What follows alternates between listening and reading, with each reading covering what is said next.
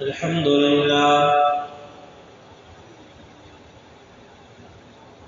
لله وحده، والصلاة والسلام على من لا نبي بعده.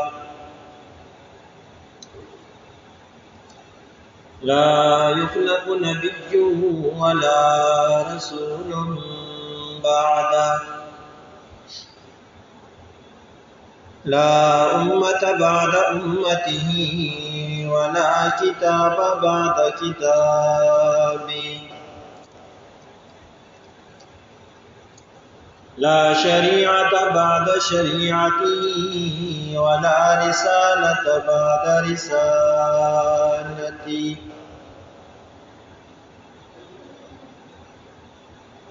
وعلى آله وأصحابه الذين أوفوا عهده، الذين هم مفاتيح الرحمة ومصابيح النور، والذين هم خلاصة العرب الأرباء وخير الخلائق بعد الأنبياء، وهم كالنجوم في السماء للاهتداء والاقتداء.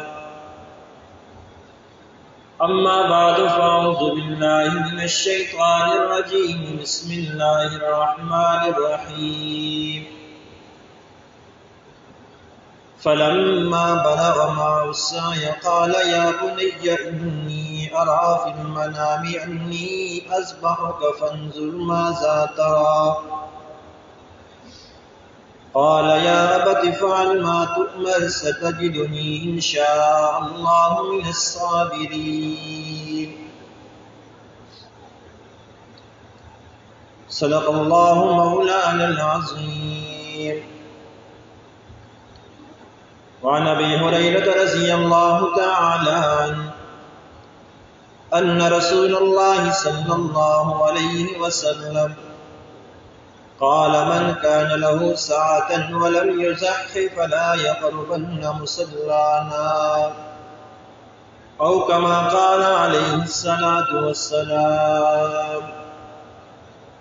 وصدق رسوله النبي الأمي الكريم، ونحن على ذلك لمن الشاهدين والشاكرين، والحمد لله رب العالمين. إن الله وملائكته يصلون على النبي يا أيها الذين آمنوا صلوا عليه وسلموا تسليما. اللهم صل على محمد وعلى آل محمد كما صليت على إبراهيم وعلى آل إبراهيم إنك حميد مجيد. اللهم بارك على محمد وعلى آل محمد كما باركت على إبراهيم وعلى آل إبراهيم إنك حميد مجيد. میرے واجب الاحترام، انتہائی قابل عزت تکریم و احترام بزرگوں، دوستوں، عزیز نوجوان ساتھیوں،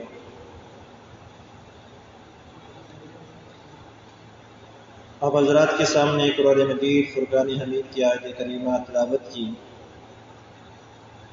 اور حضور نبی کریم صلی اللہ علیہ وسلم کے پاک ارشادات میں سے ایک ارشاد گرامی تلاوت کیا ہے۔ بارگاہ الہی میں دعا گو ہو، خالق کائنات قرآن و سنت کے آئینے میں حق سچ کہنے کی توفیق عطا فرمائے، اور کہنے اور سننے سے کہیں زیادہ ہم سب کو عمل پیرا ہونے کی توفیق عطا فرمائے۔ ذوالحجہ کا مہینہ رواں دواں ہے،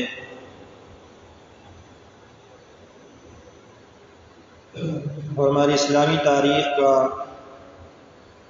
ایک عظیم دن عنقریب آنے والا ہے۔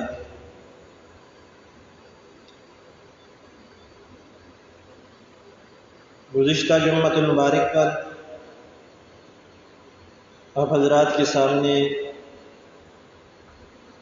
حضرت ابراہیم علیہ السلام پر ہونے والی آزمائشیں، ان کا ذکر آپ کے سامنے پیش کیا تھا۔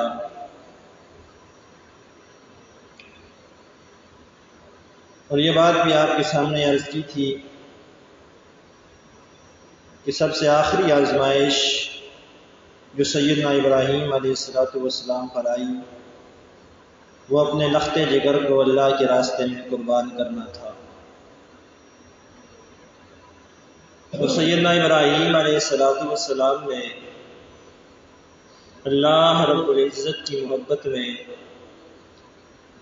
جہاں اور سب کچھ قربان کر دیا تھا وہاں پر اپنے بیٹے کو قربان کرنے سے پیچھے نہ ہٹے، اپنے بیٹے کے گلے پر بھی خنجر چلا دیا تھا۔ یہ تو ایک آزمائش تھی، اللہ تعالیٰ نے پھر اسماعیل علیہ السلام کی جگہ پر جنت سے ایک مینڈھا بھیج دیا، ان کی جگہ پہ وہ قربان ہو گیا، وہ ذبح ہو گیا۔ رب تعالیٰ کو اپنے خلیل کی یہ ادا اتنی پسند آئی کہ پیارے اللہ رب العزت نے اپنے پیارے خلیل کی اس ادا کو قیامت تک کے لیے مشروع فرما دیا، ہر مسلمان کے لیے اس قربانی کو مشروع کر دیا۔ جو صاحب نصاب ہوگا، صاحب استطاعت ہوگا، اس پر قربانی کرنا واجب ہوگی۔ قربانی کے بارے میں صحابہ کرام رضوان اللہ تعالی علیہم اجمعین نے حضور نبی کریم صلی اللہ علیہ وسلم سے سوال فرمایا، مل اضاحی، اللہ کے محبوب یہ قربانی کیا ہے؟ حضور نبی کریم صلی اللہ علیہ وسلم نے ارشاد فرمایا، ہی سنت ابیکم ابراہیم، یہ تمہارے دادا ابراہیم کی سنت ہے، قربانی سنت ابراہیمی ہے۔ اور یہ بات ہمارے لیے آسان ہو گئی کہ حضرت ابراہیم علیہ السلام نے اپنے بیٹے کو ذبح کیا تھا، قیامت تک آنے والے مسلمانوں کے لیے، انسانوں کے لیے آسانی فرما دی، تم نے بیٹوں کو تو نہیں بلکہ اپنے جانوروں کو ذبح کرنا ہوگا۔ چونکہ قربانی کے دن کے قریب ہے تو آج کی جمعۃ المبارک میں آپ کے سامنے قربانی کے متعلق چند فضائل اور اہم مسائل پیش کیے جائیں گے۔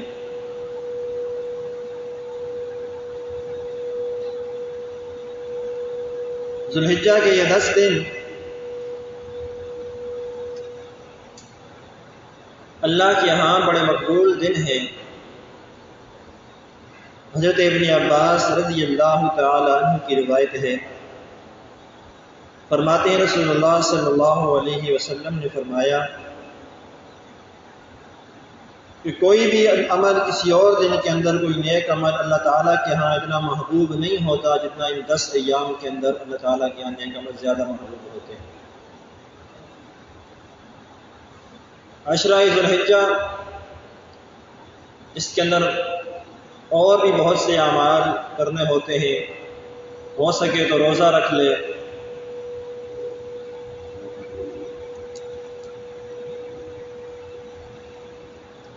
راتوں کو عبادات کرے، نوافل کا اہتمام ہو، تکبیرات کو اپنا ورد لسان بنا لے۔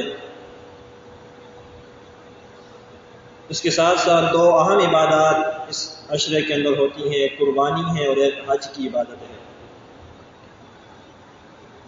خیر یہ 10 ایام، یہ 10 دن، ان کے اندر کوئی بھی نیک عمل ہوگا تو باقی ساری کی نسبت اللہ کے ہاں زیادہ محبوب ہوگا۔ 2 اہم اعمال میں سے ایک عمل قربانی ہے۔ قربانی کی فضیلت کے بارے میں اماں جان سیدہ کائنات سیدہ عائشہ صدیقہ رضی اللہ تعالی عنہ فرماتی ہیں کہ رسول اللہ صلی اللہ علیہ وسلم نے فرمایا، ما عمل ابن آدم من عمل یوم النحر، کہ ابن آدم کا کوئی بھی عمل یوم النحر کے دن کے اعمال میں سے احب الی اللہ من احراق الدم، کہ اللہ تعالیٰ کے ہاں خون بہانے سے زیادہ کوئی اور عمل ابن آدم کو اللہ کو ابن آدم کو کوئی اور عمل محبوب نہیں ہے۔ یعنی قربانی کے دن سب سے محبوب عمل اللہ تعالیٰ کے ہاں جو ہے وہ قربانی کرنا ہے، جانور کا خون بہانا ہے۔ اور آگے فرمایا وَإِنَّهُ لَيَأْتِي يَوْمَ الْقِيَامَةِ بِقُرُونِهَا وَأَشْعَارِهَا وَأَزْلَافِهَا، قربانی کا جانور کل رب تعالیٰ کے دربار میں محشر کے میدان میں اپنے سینگوں کے ساتھ، اپنے بالوں کے ساتھ، اپنے کھروں کے ساتھ آئے گا۔ ان تین اجزاء کا ذکر اس لیے کر دیا کہ یہ دنیا کے اندر ہماری نظروں کے اندر حقیر ہوتے ہیں۔ سینگ بھی ہمارے کسی کام کے نہیں ہوتے، کھر بھی ہمارے کسی کام کے نہیں ہوتے، بال بھی ہمارے کسی کام کے نہیں ہوتے۔ تو فرمایا قیامت والے دن یہ جانور جس کی انسان نے قربانی کی ہوگی وہ اپنے سینگوں کے ساتھ، کھروں کے ساتھ، بالوں کے ساتھ آئے گا، یعنی یہ بھی اس نامہ اعمال میں تلیں گے، ان کا بھی ثواب اور اجر ان کے برابر بھی اجر و ثواب ملنے کو ضرور ملے گا۔ اور فرمایا کہ وَإِنَّ الدَّمَّ لَيَقَعُ مِنَ اللَّهِ بِمَكَانٍ قَبْلَ أَن يَقَعَ بِالْأَرْضِ۔ جب انسان قربانی کرتا ہے، جانور کے گلے پہ چھری چلاتا ہے، اگر اخلاص ہوا، مال حلال کا ہوا، گوشت کی نیت نہ ہوئی، خالص اللہ تعالیٰ کو راضی کرنے کی نیت ہوئی، تو قربانی کے جانور کا خون زمین پر گرنے سے پہلے اللہ تعالیٰ کے ہاں مقبول ہو جاتا ہے۔ ابھی خون کا قطرہ زمین پر نہیں پہنچتا کہ وہ اللہ کے ہاں پہنچ جاتا ہے، وہ اللہ کے ہاں مقبول ہو جاتا ہے۔ تو آگے فرمایا فَطِيبُوا بِهَا نَفْسَهَا، اس لیے اچھے دل کے ساتھ، اچھی نیت کے ساتھ، اچھے طریقے کے ساتھ قربانی کرو تاکہ تمہیں پورے کا پورا اجر مل جائے۔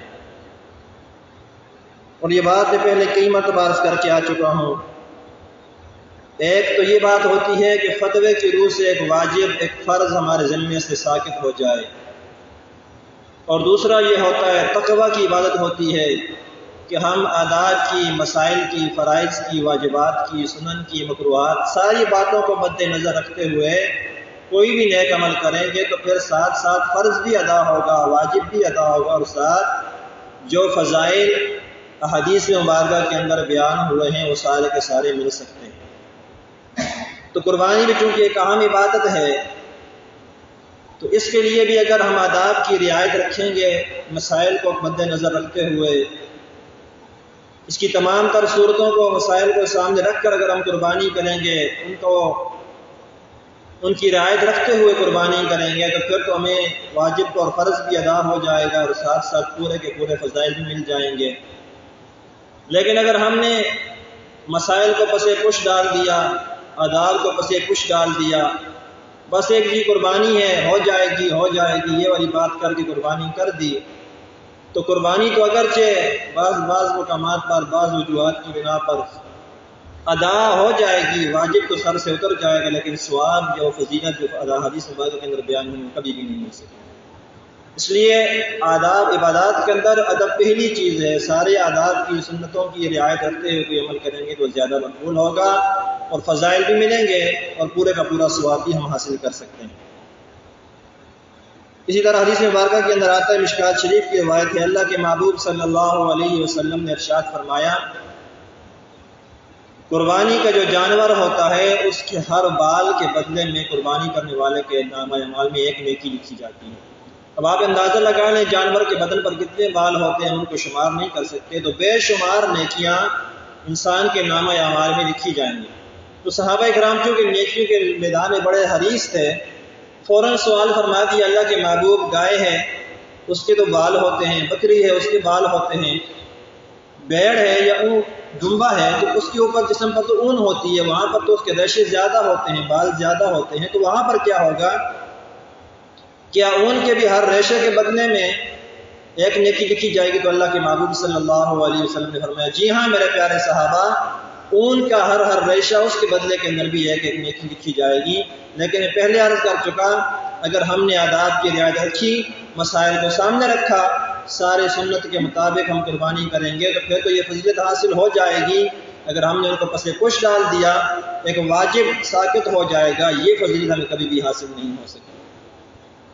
اور دوسری بات جو میں نے خطبے میں آپ کے سامنے حدیث مبارکہ پیش کی ہے، حضرت ابو ہریرہ رضی اللہ تعالیٰ عنہ سے روایت فرماتے ہیں، رسول اللہ صلی اللہ علیہ وسلم قال من کان له ساعة ولم یضح فلا یقربن مصلانا، کہ جس شخص کو اللہ تعالیٰ نے مال دیا ہو، صاحب نصاب بنایا ہو، صاحب استطاعت بنایا ہو، اس کے پاس مال و دولت تو موجود ہو لیکن اس کے باوجود کنجوسی کی وجہ سے وہ قربانی کے میدان میں پیچھے ہٹ جائے، قربانی نہ کرے، تو اللہ کے محبوب صلی اللہ علیہ وسلم رحمت کائنات ہیں صلی اللہ علیہ وسلم کیا فرماتے ہیں؟ فلا یقربن مصلانا، جو شخص وسعت پانے کے باوجود قربانی نہیں کرتا اسے چاہیے کہ ہماری عیدگاہ کے قریب بھی مت آئے۔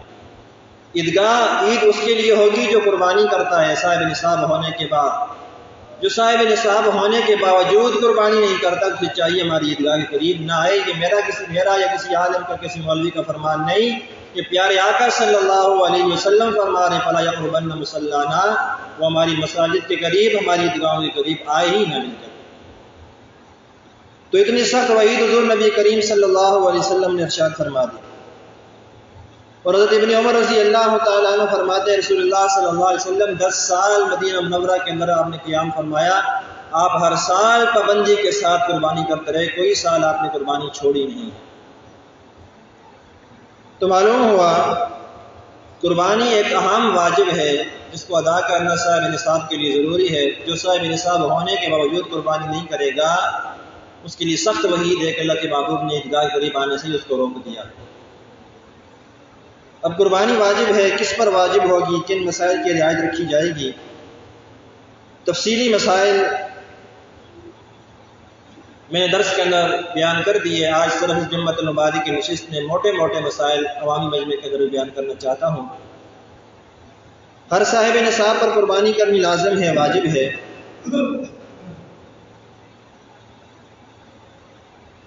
صاحب نصاب کون ہوتا ہے؟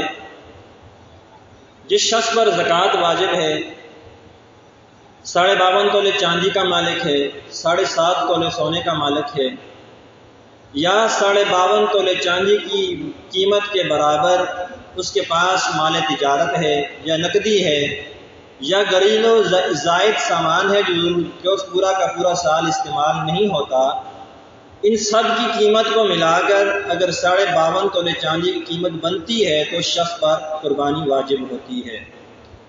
اور قربانی اور زکوٰۃ کا جو موجودہ قیمت ہے، موجودہ ریٹ ہے، وہ غالباً 1425 سے 1475 روپے فی تولہ ہے۔ اس حساب سے 52.5 تولے چاندی کی قیمت غالباً 75 یا 76 ہزار بنتی ہے۔ اگر کسی شخص کے گھر میں 75 یا 76 ہزار روپیہ موجود ہے، یا اتنی مالیت کا زائد سامان جو پورا سال استعمال نہیں ہوتا، بستر ہیں، برتن ہیں جو استعمال نہیں ہوتے وہ موجود ہیں، تو وہ ان کے بعد اگر اس کا شخص اس کا مالک ہے تو اس پر قربانی واجب ہو جائے گی۔ یہ تو ضرورت کے اندر آتے ہیں۔ اس کے علاوہ جن گھروں کے اندر ٹی ویاں رکھی ہوئی ہیں، ٹیپ ریکارڈر رکھے ہوئے ہیں، کمپیوٹر رکھے ہوئے ہیں، یہ ضروریات کے اندر نہیں آتے، ان کی بھی قیمت اگرچہ استعمال تو ہوتے ہیں لیکن ضروریات زندگی کے اندر یہ نہیں آتے، تو لہٰذا ان کی بھی قیمت لگائی جائے گی۔ ان کی قیمت بھی ملا کر اگر 75 ہزار کا بندہ مالک بنتا ہے تو اس پر قربانی واجب ہو جائے گی۔ یہ تو قربانی کا نصاب تھا جو آپ کے سامنے بیان کر دیا۔ اب اس سے پہلے میں آگے باقی مسائل کو شروع کرنے سے پہلے چند بنیادی 2 باتیں آپ کے سامنے عرض کرنا چاہوں گا۔ سب سے پہلی بات، بندہ قربانی کرے تو سب سے پہلے اس کے اپنی نیت کو خالص رکھنا ہے۔ نیت صاف ہوگی تو قربانی کا ثواب ملے گا، نیت اگر خراب ہو گئی تو قربانی کا کوئی ثواب نہیں ملے گا، یہ گشتی ہو جائے گی، گوشت آپ کو مل جائے گا، ایک جانور آپ ذبح کر لیں گے، بظاہر لوگوں کے سامنے آپ کا نام بن جائے گا اس نے قربانی کی، لیکن نیت کے فطور کی وجہ سے قربانی منہ پہ مار دی جائے گی، کوئی ثواب کوئی فضیلت حاصل نہیں ہوگی۔ اب نیت کے اندر فطور کیسے آتا ہے؟ کوئی شخص بڑا مہنگا جانور خریدتا ہے اس لیے کہ لوگوں کو پتہ چل جائے کہ میرا جانور سب سے زیادہ خوبصورت ہے، میں نے سب سے زیادہ خرچہ کیا ہے، میں نے بہت زیادہ پیسے لگائے ہیں، میرے پاس پیسہ بہت ہے، میرا نام بن جائے، یہ دکھاوا آ گیا۔ یہ دکھاوا، یہ ریاکاری شرک کے زمرے کے اندر آتی ہے۔ بجائے قربانی کا ثواب حاصل کرنے کے، بجائے قربانی کے فضائل حاصل کرنے کے، بندہ شرک کے گناہ کے اندر مبتلا ہو جائے گا اور اس کا عذاب اس کو مل جائے گا۔ ایک تو نیت کے اندر فطور ایسے آ گیا۔ دوسرے نیت خراب ایسے ہو جاتی ہے کہ ہم گوشت کی نیت سے قربانی کر لیتے ہیں کہ گوشت مل جائے، کہ پورا سال ہمیں گوشت کھانے کا موقع نہیں ملتا، جو ایک عید کا دن ہوتا ہے اس دن ہم کوئی جانور ذبح کریں گے، کوئی قربانی کریں گے، کچھ عرصے تک گوشت کھانا مل جائے گا۔ تو گوشت کی نیت سے اگر کوئی شخص قربانی کرتا ہے تو یاد رکھ لیں، آپ نیت گوشت کی کریں یا اللہ کی رضا کی کریں، دونوں صورتوں کے اندر گوشت آپ کو ملنا ہے۔ گوشت آپ سے کوئی بھی چھین کے نہیں لے کے جاتا۔ جب گوشت بہر صورت آپ کو ملنا ہی ہے تو پھر گوشت کی نیت کرنے کی ضرورت کیا ہے؟ گوشت ایک اضافی چیز ہے، وہ تو آپ کو بہر صورت مل جائے گی۔ آپ قربانی کے اندر نیت اللہ تعالیٰ کی رضا کریں، اللہ تعالیٰ کی خالص، اللہ تعالیٰ کو راضی کرنے کی نیت سے بندہ قربانی کرے، گوشت تو ویسے بھی اس کو حاصل ہو جائے گا۔ لیکن یہ بات کے ساتھ مسئلہ یاد رکھ لیں کہ اگر کسی جانور کے اندر 7 بندے شریک ہیں، 5 شریک ہیں، 3 شریک ہیں، جتنے بھی ہیں، ان شرکاء میں سے کسی ایک شریک کی نیت بھی گوشت کی اگر ہوئی، 6 بندے ہیں، ان کی نیت اللہ تعالیٰ کی رضا کے لیے، 7ویں نے نیت یہ کی ہوئی ہے کہ مجھے گوشت مل جائے، 5 میں سے 4 کی نیت ٹھیک ہے، 1 کی نیت گوشت کی ہے، 3 میں سے 2 کی نیت ٹھیک ہے، 1 کی نیت گوشت کی ہے، بقایا 5 کی، 6 کی اور 2 کی قربانی سب کی ضائع ہو گئی۔ اس ایک گندی نیت والے نے سب کی قربانی کے اوپر پانی پھیر دیا، تو کتنا بڑا وبال ہو گیا۔ گوشت تو ویسے بھی سب کو مل گیا، لیکن جو فضائل، جو ثواب حاصل ہونا تھا، وہ اس ایک کی گندی نیت کی وجہ سے سب کا ثواب باطل ہو گیا۔ اس لیے شرکاء سے میں نے پہلے مسائل کے اندر درس کے اندر بھی بات عرض کر دی تھی کہ جتنے بھی شریک ہوں، جانور کو ذبح کرنے سے پہلے اپنے شرکاء کے اندر یہ اعلان کر دیا کریں کہ دیکھو بھائی، ہم نے کو جانور ذبح کرنا ہے، گوشت تو ہمیں ویسے بھی حاصل ہو جائے گا، ہر شخص اپنی نیت خالص کر لے، اللہ کی رضا کی نیت کر لے، کوئی بندہ گوشت کی نیت والا نہ ہو۔ اس طرح اگر آپ نے اعلان کر دیا، اس اعلان کے بعد بھی اگر کوئی شخص گوشت کی نیت رکھتا ہے تو اس صورت کے اندر اس کی اپنی قربانی ضائع ہوگی، آپ کی قربانی پر کوئی اثر نہیں پڑے گا۔ لیکن اگر آپ نے اعلان نہ کیا، کوئی پرواہ نہ کی، کسی کو بتایا بھی نہ، اس پر ویسے ہی بس نے ہر ایک نے کہا کہ قربانی کر دی، کون گوشت کی نیت کرتا ہے، کون گوشت کی نیت کرتا ہے، سب اللہ کی رضا کی نیت کرتے ہیں، ہر ایک نے بس اس بات پر اعتماد کرتے ہوئے کر دیا، اگر کسی ایک کی نیت خراب ہوئی تو سب قربانی ضائع ہو جائے گی۔ اس لیے اپنی قربانیوں کو ضائع ہونے سے بچانے کے لیے اپنی سب سے پہلے اپنی نیت کو درست کرنا ہے کہ ہم نے اللہ تعالیٰ کو راضی کرنا ہے۔ اور نمبر 2، دوسری بات یہ کہ جس مال سے آپ قربانی کا جانور خرید رہے ہیں، جس رقم سے، جس پیسے سے آپ قربانی کا جانور خرید رہے ہیں، وہ رقم حلال کی ہونی چاہیے۔ ایک بندے کی اگر رقم بھی حرام کی ہوئی تو ساتھ کے ساتھ 5 شرکاء، باقی 3 شرکاء، سب کی قربانی ضائع ہو جائے گی اس ایک بندے کی حرام آمدنی کی وجہ سے۔ اس لیے قربانی کرنے کے لیے حلال آمدنی کا ہونا بھی ضروری ہے۔ میں اس دن درس کے اندر بھی بات عرض کر رہا تھا، اللہ تعالیٰ کے ہاں صدقات، کوئی بھی عمل ہو، اللہ تعالیٰ کے راستے میں آپ صدقہ کر رہے ہیں، چاہے واجب ہے، چاہے فرض ہے، چاہے نفل ہے، کوئی صدقہ بھی کر رہے ہیں، اس کے لیے بنیادی شرط یہ ہے کہ آپ کا مال حلال کا ہونا چاہیے۔ حرام کے مال کو صدقے کی نیت سے خرچ کرنے والا حرام کام کا مرتکب ہو رہا ہے۔ ہو سکتا ہے اس کا ایمان خطرے کے اندر، ایمان سے بھی نکل سکتا ہے کہ جو حرام کام کو یا حرام پیسے کو ثواب کی نیت سے صدقہ کرے گا۔ تو اس لیے مال حلال کا ہونا چاہیے، کسب حلال ہونا چاہیے۔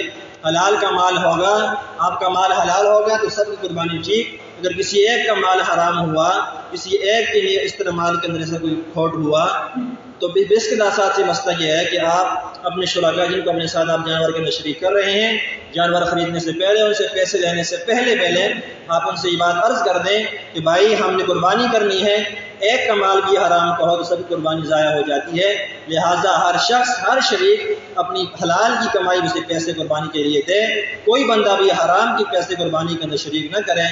آپ کے اس اعلان کے بعد بھی اگر کوئی حرام کی تو پیسے شریک کرتا ہے، ساتھ دیتا ہے، تو اس کی اپنی قربانی ضائع ہو جائے گی، آپ کی بچ جائے گی۔ لیکن اگر آپ نے اعلان نہ کیا، ان کو نہ بتایا، تو پھر سب کی قربانی اس ایک کے حرام مال کی وجہ سے سب کی قربانی ضائع ہو جائے گی۔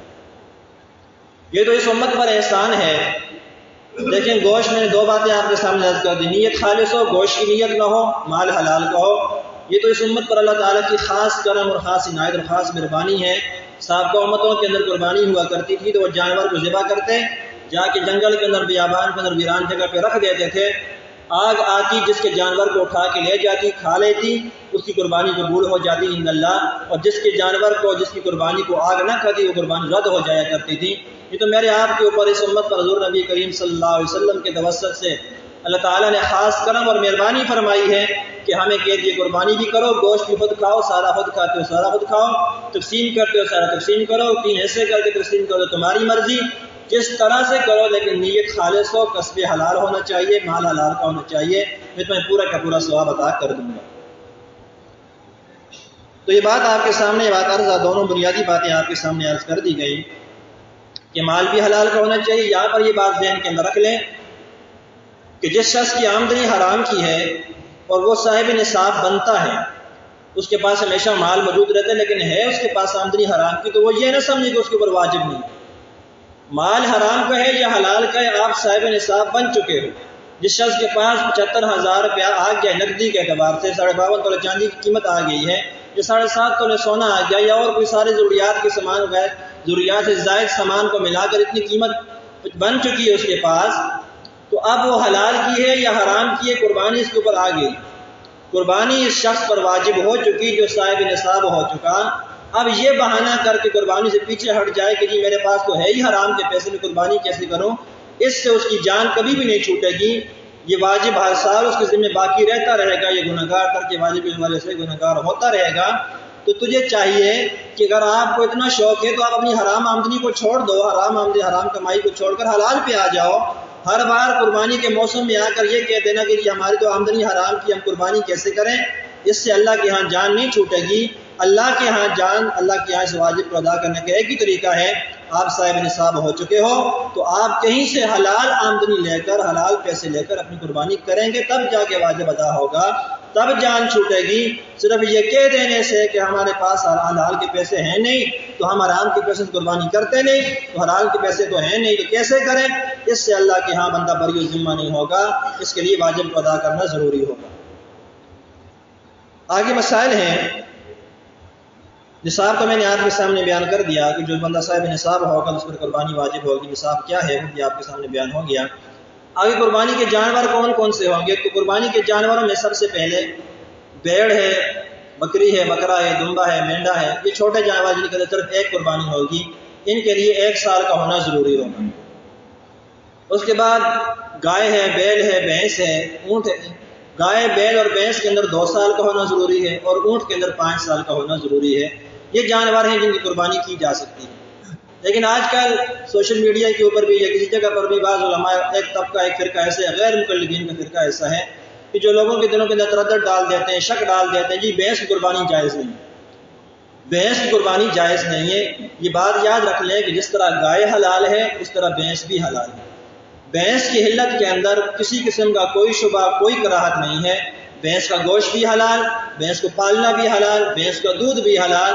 جس طرح ساری باتیں گائے کے اندر پائی جاتی ہیں وہی سارے احکامات بھینس کی طرف متوجہ ہوں گے۔ گائے، بھینس کو گائے کے اوپر قیاس کرتے ہوئے ہی حلال قرار دیا گیا ہے۔ ان دونوں کا حکم ایک ہے، جس طرح گائے کی قربانی بغیر کسی کراہت کے جائز ہو جاتی ہے، اسی طرح بھینس کی قربانی بھی بغیر کسی کراہت کے جائز ہے۔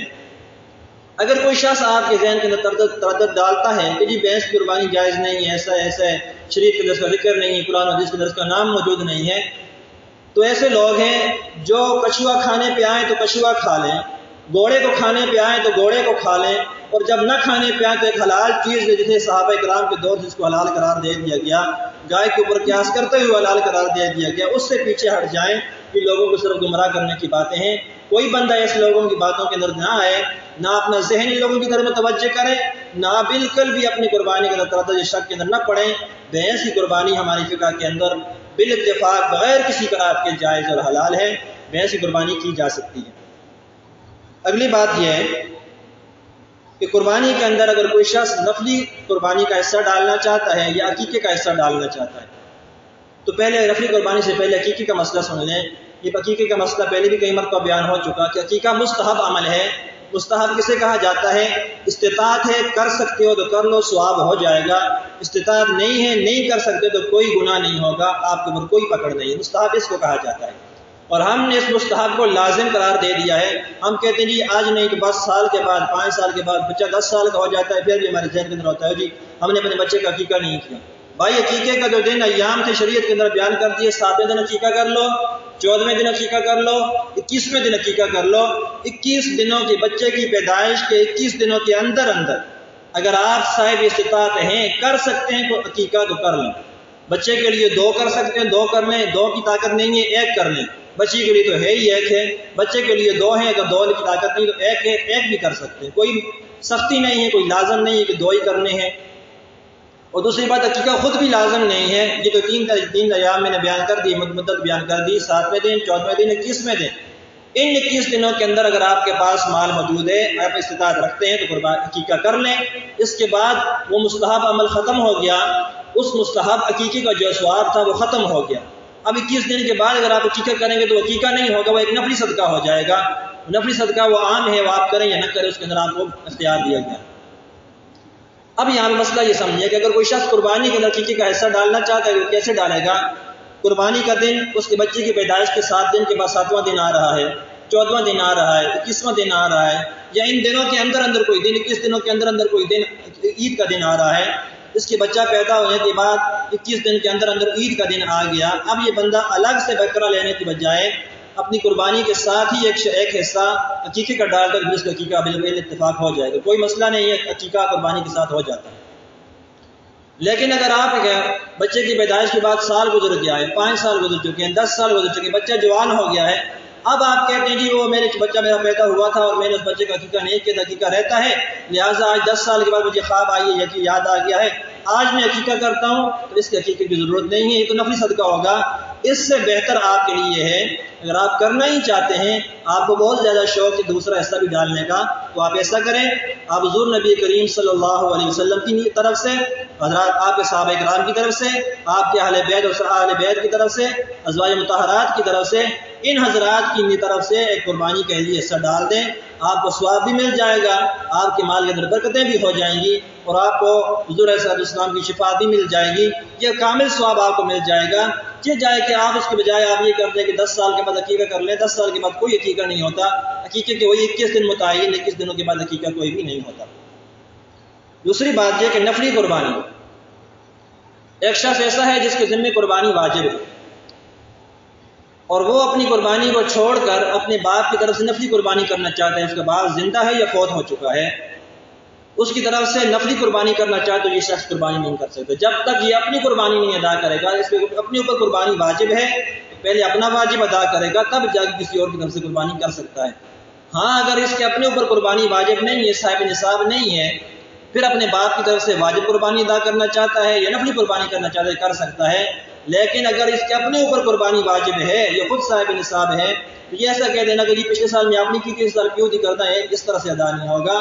پچھلے سال میں نے اپنی کی تھی اس سال اپنی والدہ کی کرتا ہوں، اس طرح نہیں ہوگا۔ ایک سال کہ جی اپنی کرتا ہے، ایک سال اپنی بیوی کی کرتا ہوں، اس طرح سے واجب ادا نہیں ہوگا۔ ہر سال جو گھر کے اندر صاحب نصاب ہوگا، ہر سال اس پر قربانی آتی رہے گی، چاہے گھر کے 10 افراد صاحب نصاب ہیں، 10 کے 10 پر قربانی آئے گی اور ہر سال آئے گی۔ یعنی ہمارے یہاں تو ہم تقسیم کر کے چھوڑ دیتے ہیں جی بس اس سال ایک سال اس کی کرسا، ایک سال اس کی کرسا، ایک سال اس کی کرسا، ہم اس طرح کر کے قربانی کو تقسیم کر دیتے ہیں، اور ہر سال گھر کے اندر 3-4 افراد ایسے رہ جاتے ہیں جن کے اوپر ترک واجب میں گناہ آ جاتا ہے، ہم نے کسی ایک کی قربانی کر لی، باقی سب کو گناہ گار چھوڑ دیا۔ تو گھر کے اندر جو شخص صاحب نصاب ہوگا، بیوی صاحب نصاب ہے تو اس کے اپنے اوپر قربانی واجب ہے، شوہر اس کا پابند نہیں تو اس کو پیسے لا کر دے گا تو بیوی قربانی کرے گی۔ بیوی جب صاحب نصاب ہے اپنا سونا بیچ کر قربانی کرے، اب جہاں سے پیسے لاتی ہے اتنے پیسے لا کر قربانی کرے، قربانی اس کے اوپر واجب ہے۔ والدہ ہے اس پر قربانی واجب ہے، بہن ہے اس کے اوپر قربانی واجب ہے، بھائی ہے اس کے اوپر قربانی واجب ہے، بیٹا ہے، جو شخص صاحب نصاب ہے اس کی طرف سے کسی دوسرے پر لازم نہیں ہے، باپ کے اوپر لازم نہیں کہ اپنے صاحب نصاب بیٹوں کی طرف سے قربانی کرے گا، اس طرح بیٹے کے اوپر بھی لازم نہیں وہ اپنے صاحب نصاب باپ کی طرف سے قربانی کریں گے تو ہو جائے گی، لیکن لازم نہیں ہے کریں گے ہی کریں گے۔ اپنا واجب بھی ادا کرنے کے ساتھ ساتھ اپنے گھر والوں کی طرف سے بھی واجب کو ادا کرتے ہیں تو ہو جائے گا، اچھی بات ہے، ہوتا ہے، جائز ہے، لیکن لازم نہیں ہے کہ وہ اپنی قربانی کو چھوڑ کر کسی اور کے واجب کو ادا کرے، پہلے اپنا واجب اس نے ادا کرنا ہے، بعد میں کسی اور کی فکر کرنی ہے۔ دوسری بات یہ کہ جو بندے فوت ہو چکے ہیں ان کی طرف سے قربانی کی جا سکتی ہے نہیں کی جا سکتی، اس کا کیا مسئلہ ہوگا؟ ایک شخص ایسا ہے کہ جو فوت ہوا اس کے اوپر قربانی واجب تھی، اس نے جاتے وقت وصیت کی ہے کہ آپ نے میری طرف سے قربانی کرنی ہے، تو اس صورت کے اندر آپ جو قربانی کریں گے مرنے والے کی طرف سے تو آپ اس کی گوشت کو استعمال نہیں کر سکتے، کیونکہ یہ وصیت کا گوشت ہے، اس کا گوشت سارے کا سارا تقسیم کرنا پڑے گا، آپ کی گوشت کھا نہیں سکتے۔ اور اگر اس نے وصیت نہیں کی، وصیت کیے بغیر فوت ہو گیا، آپ اس کی طرف سے نفلی قربانی کر رہے ہیں، تو پھر وہ گوشت حکم وہی ہے کہ جو آپ کے اپنے گوشت کا ہوتا ہے اس کے آپ 3 حصے کریں، جس سارے کا سارا خود کھائیں، جس سارے کے سارے کو اللہ کی راہ میں تقسیم کر دیں، 3 اختیار آپ کو حاصل ہوں گے۔ دوسری بات یہ کہ ذبح کرتے وقت میں صرف اختصار کے ساتھ یاد کر رہا ہوں، اس لیے کہ تفصیل کے ساتھ میں نے درس کے اندر سارے مسائل عرض کر دیے تھے، اختصار کے ساتھ وقت مختصر ہے۔ ذبح کرنے والا جو بندہ جانور کو ذبح کرے گا اس کے لیے شرط ہے کہ وہ صحیح العقیدہ موحد مسلمان ہو، مشرک نہ ہو۔ مشرک کا، کافر کا، غیر مسلم کا، شیعہ کا، تشیع جو ہیں ان سب کا ذبیحہ حرام ہے، ان کا ذبیحہ کھانا جائز نہیں ہے، کیونکہ اس دور کے اندر جو اہل تشیع موجود ہیں، آج نہیں، آج سے کافی عرصہ پہلے حضرت مفتی محمود رحمہ اللہ سے کسی نے سوال کیا تھا، حضرت اہل تشیع کے بارے میں کیا فتوائے کیا ہیں، تو حضرت نے فرمایا تھا کہ اس وقت جو موجود شیعہ ہیں وہ سارے کے سارے دار اسلام سے خارج ہیں، ان سے کوئی شخص بھی دار اسلام کے اندر نہیں مسلمان نہیں ہے۔ اس دور کے بعد آج تو کافی عرصہ گزر چکا، اس دور کے اندر جتنے بھی اہل تشیع موجود ہیں وہ سب کے ساتھ صحابہ کرام میں تبرہ کرنے والے، قرآن کریم کی تحریف کے قائل ہیں، حضرات شیخین کی سب و شتم کے قائل ہیں۔ ان سارے عقائد کی وجہ سے وہ اہل تشیع دائرہ اسلام سے خارج ہیں۔ کسی علاقے کے اندر اگر کوئی شیعہ ہو وہ جانور کو ذبح کر رہا ہوگا تو اس کا ذبیحہ حلال نہیں ہوگا۔ اس طرح غیر مسلم ہے، کافر ہے، انگریز ہے، کوئی بھی ہے، اس کا بھی ذبیحہ حلال نہیں ہوگا۔ اور مسلمانوں کے گروپ کے اندر اگر کوئی مشرک ہے تو مشرک کا ذبیحہ بھی بالکل بھی حلال نہیں ہوگا، اس لیے کہ مشرک کے بارے میں کبھی گمان یہ ہے کہ وہ اللہ کے بجائے کسی اور باب شادے کا نام لے گا، اس کے نام پہ اس نے ذبح کر دیا تو ذبیحہ سارے کا سارا حرام، اس کی گوشت کھانا بالکل بھی حلال نہیں ہوگا۔ آخری مسئلہ بات یہ ہے گوشت کو تقسیم کرنا۔ گوشت کو تقسیم کرنے کے دو طریقے ہیں، ایک تو یہ کہ جو ہمارے ہاں ہوتا ہے ہم ابتداء اس کے 3 حصے کر دیتے ہیں، 2 حصے اپنے لیے الگ کرتے ہیں، ایک حصہ اللہ واسطے کا وہ الگ کر دیتے ہیں، اور پھر جو 2 ہوتے ہیں ان میں سے ہم اپنی 7 حصے الگ کر لیتے ہیں۔ ایک طریقہ تو یہ ہے، اور ایک طریقہ یہ ہے کہ آپ ابتداء 7 حصے کر لیں، 7 حصے کرنے کے بعد ہر شخص اپنا اپنا حصہ لے کے گھر چلا جائے، اور اپنے گھر میں جانے کے بعد اپنے حصے میں سے 3 حصے کر لے، ایک اللہ کے نام کا فقراء مساکین کے لیے، ایک اپنے رشتہ داروں کے لیے، اور ایک اپنے گھر والوں کے لیے۔ یہ دونوں طریقے وہ بھی کر سکتے، جو بھی آپ کو آسان لگے آپ آسانی کے ساتھ کر سکتے ہیں، کوئی سختی نہیں ہے، دونوں طریقے آپ کے سامنے آ گئے۔ ابتداء 3 حصے کر کر ایک اللہ واسطے کا الگ، 2 اپنے لیے، یا آپ ابتداء 7 حصے کر کر ہر شخص اپنا حصہ لے لیں اور اس کے بعد اپنے اپنے حصے میں سے جا کر پھر 3 حصے کر لیں۔ یہ دونوں طریقے جائز ہیں۔ دوسری بات یہ کہ ہمارے یہاں ہوتا یہ ہے کہ ہم جو 3 حصے کرتے ہیں، یہ سب سے اہم مسئلہ اور سب سے اہم بات ہے کہ جس کی طرف میں آپ کو توجہ دلانا چاہتا ہوں کہ ہم جو حصے 3 کرتے ہیں، ایک حصہ ہم فقراء کے لیے، جسے ہم اللہ واسطے کا کہتے ہیں، ایک حصہ فقراء کے لیے، دوسرا حصہ اپنے رشتہ داروں کے لیے، اور تیسرا حصہ اپنے گھر والوں کے لیے۔ یہ 3 حصے ہم اپنے ہر بندہ اپنے قربانی کی گوشت میں سے کرتا ہے۔ لیکن اس کے بعد ہوتا کیا ہے، جو اللہ واسطے گوشت ہم الگ کرتے ہوں، اب وہ کتنا ہوگا گوشت، کسی کے حصے کے اندر اگر 20 کلو گوشت آیا ہے تو 7 کلو گوشت ادھر الگ کر دیا جائے گا فقراء کے لیے۔ اب وہ 7 کلو گوشت میں سے کیا کرے گا، 100 بکرے بناتا ہے، فخر کرتا ہے جی میں 100 بکرے بنائیں، 100 بکرے بنا کے پورے گرام میں تقسیم کرتا رہنے، یہ بھی نہیں دیکھتے کہ کس کو دے رہے ہیں، جس نے قربانی کی وہاں بھی دیا جا رہا ہے، جس نے قربانی نہیں کی وہاں بھی دیا جا رہا ہے۔ اور سب سے پہلے ہم یہ دیکھتے ہیں کس ماں کو دیتا ہے میں اس کو دے سکتا، جس کا بکرا سے کاراسی اس کو بکرا دوبارہ موڑ کے بھی دے سکتا۔ ہوتا یوں ہی ہے، ہم لے کے جاتے ہیں ادھر سے 7 ہاتھ یہ دیتے ہیں، یہ اپنا بھی کہیں بھی چلے، ہم یہ ادلا بدلا کر رہے ہوتے ہیں۔ تو یہ ادلا بدلا کرنے کے لیے آپ نے تیسرا حصہ الگ نہیں کیا، یہ تیسرا حصہ آپ نے فقراء اور مساکین کے لیے الگ کیا ہے۔ اور فقراء اور مساکین ان لوگوں کو کہا جاتا ہے کہ جو بیچارے صاحب نصاب نہیں ہیں، قربانی نہیں کر سکے۔ ایک تو وہ ہے کہ جو صاحب نصاب ہونے کے باوجود قربانی نہیں کرتا، وہ فقیر نہیں ہے۔ فقیر اور مسکین وہ ہوتا ہے کہ جو صاحب نصاب ہی نہیں ہے، جو بیچارہ پورا سال گوشت کا منہ بھی نہیں دیکھ سکتا، وہ فقراء اور مساکین ہیں جنہوں نے قربانی نہیں کی۔ تو آپ ایسا کیا کریں کہ جو حصہ آپ نے تیسرا حصہ آپ نے الگ کرنا ہے، اس حصے میں سے آپ نے جو گوشت الگ جو حصے کرنے ہیں، جو تقسیم کرنے کی ترتیب بنانی ہے، وہ ایسے بنا لیں کہ آپ اپنے علاقے کے اندر، اپنے محلے کے اندر، اپنے گاؤں کے اندر نظر ڈالیں کہ کتنے لوگ ایسے جنہوں نے قربانی غربت کی وجہ سے نہیں کر سکے، تو ان کے لیے بجائے اس کے کہ 2 3 بوٹیاں نے بکرے بنانا دیں، بجائے اس کے کہ آپ 2 تھوڑے چھوٹے چھوٹے اس طرح 2 بوٹیاں 3 بوٹیاں اٹھا کر ہر ایک کو دے دیں۔ اس سے تو بہتر یہ ہے کہ آپ پاؤ 1.5 پاؤ آدھا کلو کا بکرے بنا لیں، اتنے حصے بنا کر صرف ان لوگوں کے گھروں کے اندر بھیج دیں جنہوں نے قربانی نہیں کی۔ تو یہ طریقہ ایسا ہوگا کہ اس طرح آپ میں سے اگر 10 بندے علاقے کے اندر قربانی کرنے والے ہیں تو 10 بندے اگر آدھا کلو گوشت ہر فقیر کے گھر کے اندر بھیج دیں گے تو اس کے گھر میں 5-10 کلو گوشت جمع ہو جائے گا، اس سے اس کا کچھ کام بن جائے گا۔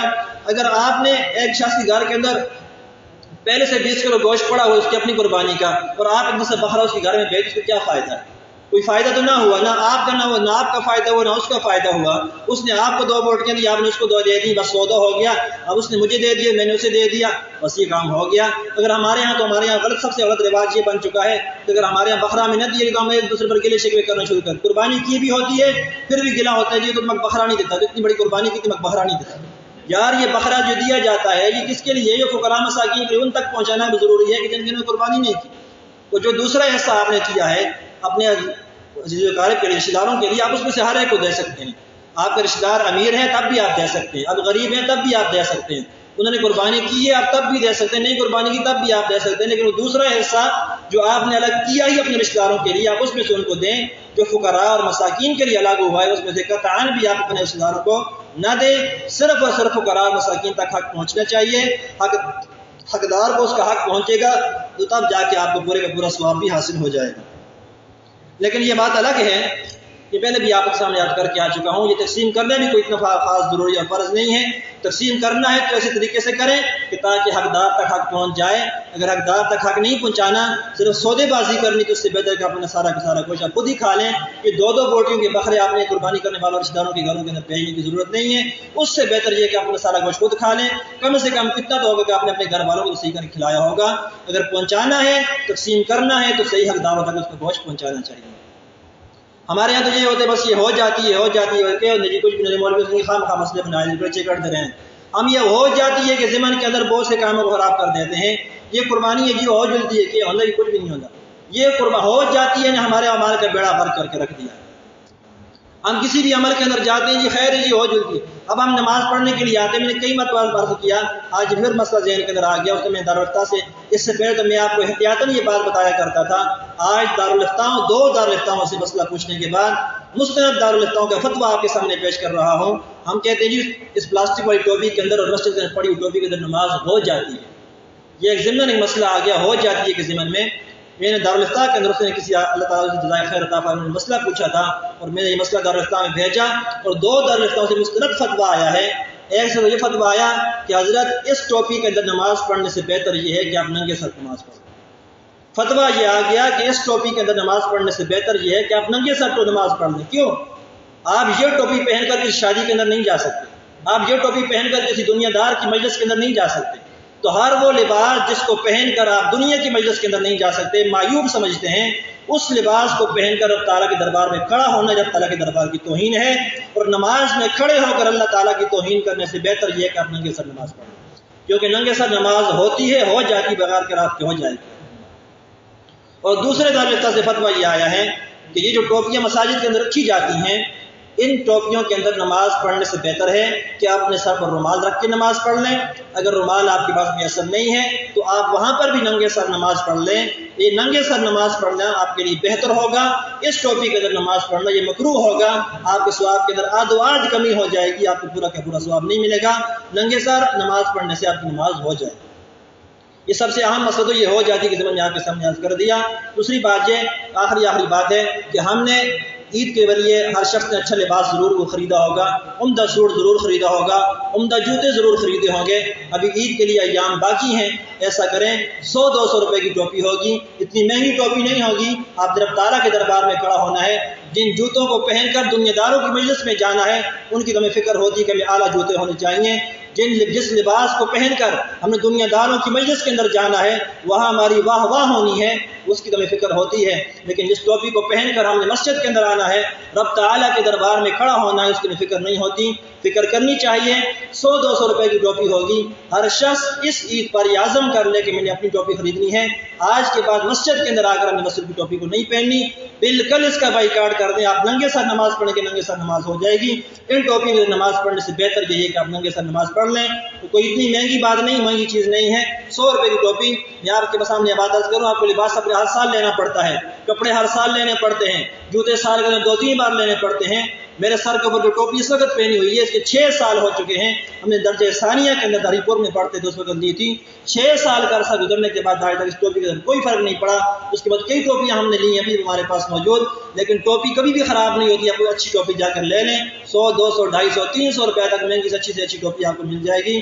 ہر شخص اپنی ٹوپی اپنے پاس رکھے تاکہ اس کو پہن کر نماز پڑھے۔ اور یہ بات یاد رکھیں، حضور نبی کریم صلی اللہ علیہ وسلم کی سنت یہ ہے کہ اللہ کے محبوب صلی اللہ علیہ وسلم مسجد تو مسجد ہے، کبھی بیت الخلاء کے اندر بھی ننگے سر نہیں گئے۔ حضور نبی کریم صلی اللہ علیہ وسلم کبھی بیت الخلاء کے اندر بھی ننگے سر نہیں گئے۔ ہر وقت حضور نبی کریم صلی اللہ علیہ وسلم اپنے سر کو ڈھانپ کے رکھتے تھے۔ مسلمان ہونے کا تقاضا تو یہ ہے، حضور نبی کریم صلی اللہ علیہ وسلم کے عاشق ہونے کا تقاضا تو یہ ہے کہ ٹوپی ہر وقت ہمارے سر پہ ہونی چاہیے۔ لیکن اگر ہر وقت اپنے سر پہ نہیں رکھ سکتے، کم سے کم یہ جالی والی ٹوپی اپنے جیب پہ ہونی چاہیے، اور اچھی عمدہ ٹوپی ہونی چاہیے جس کو پہن کر آپ نماز پڑھ لیں تاکہ اللہ کے دربار کی توہین نہ ہو۔ یہ مسئلہ ضمن آپ کے سامنے عرض کر دیا۔ آخری بات تکبیرات تشریق کے بارے میں، 9 ذوالحجہ کی فجر کی نماز کے بعد سے لے کر 13 ذوالحجہ کی عصر کی نماز تک یہ جو جتنی بھی نمازیں آپ کے لیے آئیں گی، ان میں سے ہر نماز کے بعد ایک مرتبہ اللہ اکبر لا الہ الا اللہ واللہ اکبر وللہ الحمد، ان تکبیرات کا کہنا ہر مسلمان مرد اور عورت کے لیے واجب ہے، ایک بار کہنا۔ یہ تو ہمارے ہاں 3 بار کہا جاتا ہے، اس خلاف سنت ہے، سنت سے ثابت نہیں ہے، شریعت سے ثابت نہیں ہے۔ اس کی ایک عام سادہ مثال میں آپ کو دے کے بات ختم کرتا ہوں۔ نماز کے اندر آپ کھڑے ہو جائیں، سورہ فاتحہ 1 مرتبہ پڑھنی ہے، کوئی بندہ جوش میں اور کہ نہیں میں 3 مرتبہ پڑھوں گا، ثواب ہوں دے جی۔ ہم تو اگر نماز کے باہر 3 مرتبہ نہیں 100 بار سورہ فاتحہ پڑھو، ثواب ہی ثواب ہے، لیکن نماز کے اندر شریعت نے بتا دیا 1 بار پڑھنی ہے تو 1 بار پڑھیں گے، 2 بار پڑھیں گے سجدہ سہو لازم آ جائے گا، 3 بار پڑھیں گے سجدہ سہو لازم آ جائے گا، غلطی ہو جائے گی کیونکہ شریعت کی مخالفت ہو گئی، سنت کی مخالفت ہو گئی۔ تو اسی طرح ہر نماز کے بعد جو بلند آواز سے واجب تکبیرات پڑھنی ہے وہ صرف 1 بار پڑھنی ہے۔ 1 بار بلند آواز سے پڑھنے کے بعد آپ اپنے دل کے اندر 1000 بار پڑھیں، آپ کو کوئی نہیں روکتا، لیکن جو بلند آواز سے پڑھنی ہوگی وہ صرف 1 بار ہر مسلمان مرد اور عورت کو 1 مرتبہ پڑھنی ہوگی۔ خود بھی پڑھیں، اپنے گھروں کے اندر بھی سکھا دیں، اللہ تبارک و تعالیٰ کرنے کی توفیق عطا فرمائے، سنت ادا فرمائے۔ اور ساتھ آخر میں یہ اعلان سن لیں کہ عید الاضحیٰ کی نماز انشاءاللہ 7 بجے ادا کی جائے گی۔